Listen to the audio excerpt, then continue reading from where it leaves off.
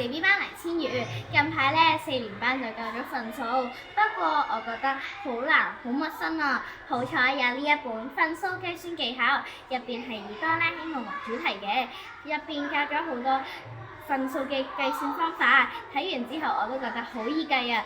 舉個例啦，好似這位咁，我本身咧就覺得好難，好唔知點寫，但係咧睇完入邊之後，我就覺得好簡單寫啦。今日咧我嘅介紹就嚟到呢度啦，拜拜。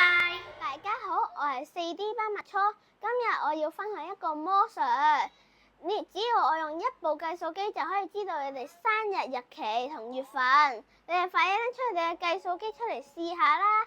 而我就唔知道兔哥嘅生日月份同日期，只要佢跟住我呢個步驟去做呢，就可以知道兔哥嘅生日月份同日期噶啦。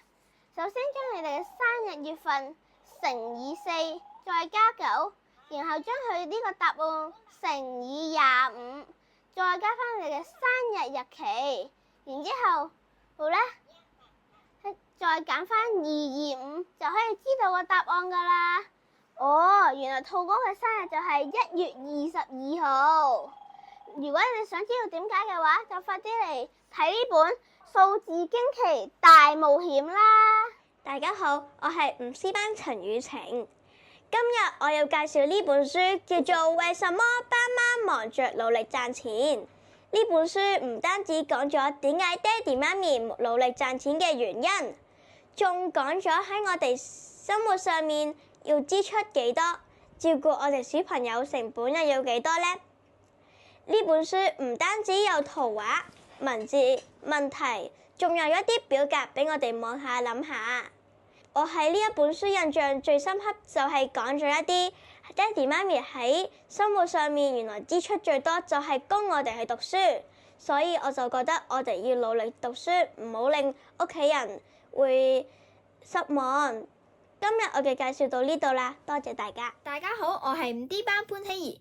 今日我要介紹一本數學圖書，叫《思維遊戲大挑戰：大腦啟動》。呢一本數學圖書設有100道數學謎題，全面訓練運算、圖形、空間、度量同埋序列嘅思維。呢一本數學圖書題型豐富多變，每一頁都充滿樂趣。呢一本數學圖書仲備有答案頁同埋大腦筆記，即使遇到諗唔到嘅題目，都可以揾到解謎嘅方法。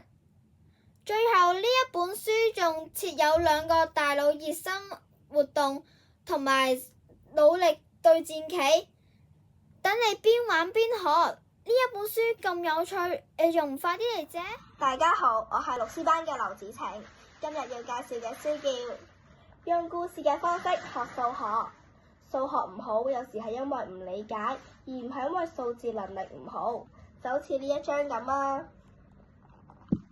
，1/5加2/5，如果用分子加分子、分母加分母嘅邏輯嚟計，係等於3/10。不過答案反而減少咗。呢本書嘅插圖仲好精美㗎。總括而言，呢一本書可以令我學到唔同嘅數學知識。多謝大家。大家好，我係6D 班薛正一。我今日要介紹嘅數學圖書係《風之谷數學神偷》。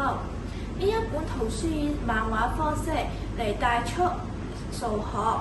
呢一本書嘅特色係發掘到數學嘅好用地方，仲可以提升我哋嘅解難能力添。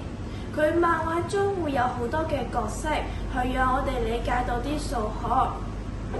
同時，佢啲漫畫內容都好有趣㗎。如果大家對呢一本咁有趣嘅數學書有興趣嘅話，今日快啲嚟借閱啦！多謝大家。大家快啲到課室圖書櫃借圖書啦！拜拜。